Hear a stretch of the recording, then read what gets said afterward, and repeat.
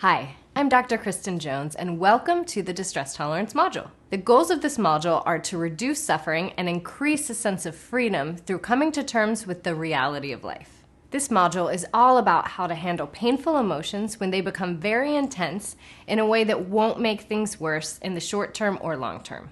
I encourage you to use the emotion regulation skills primarily when experiencing intense emotion. However, these skills are here when the emotion is too high to use those emotion regulation skills, and you need an effective way of dealing with the distressing situation.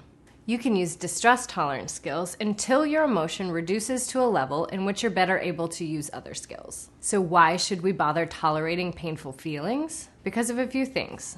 One is that pain is part of life and it can't always be avoided. Another reason is that if you cannot tolerate your pain, you may act out impulsively or end up with a negative consequence for yourself, someone else, or ultimately getting in the way of what you want. Examples of problematic behaviors during high-intensity emotions include drinking, excessive shopping, avoidance, and intense reactions with loved ones. Distress tolerance skills can be divided into two types of strategies: acceptance skills and crisis survival skills. Acceptance strategies involve accepting non-judgmentally yourself and the current situation. Pain and distress are part of life, and avoiding and denying these facts leads to increased pain and suffering.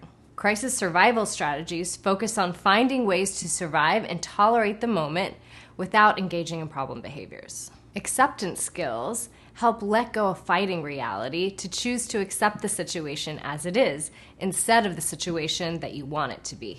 We often refuse to accept situations because it means accepting that we haven't gotten what we want, that things haven't turned out the way we want, or we're faced with a situation that's painful or scary.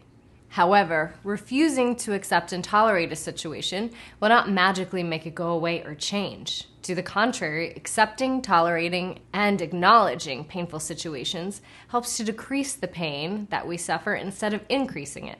DBT acceptance skills include activities for becoming more accepting and understanding of reality.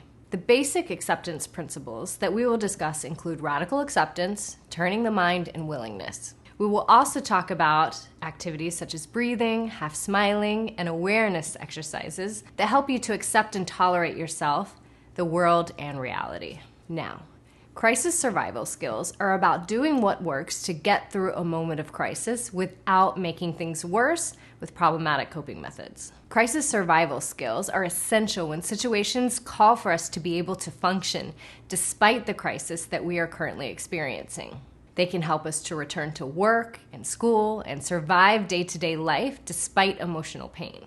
In the short term, these skills are effective in getting through those difficult moments, and in the long term, they can help us to continue to move towards our goals and values. There are times when it may be healthy to distract yourself from pain. These skills may involve suppressing or avoiding contact with painful cues when we can't deal with the problem right then, or when the painful emotions may put us at risk for acting in problematic ways.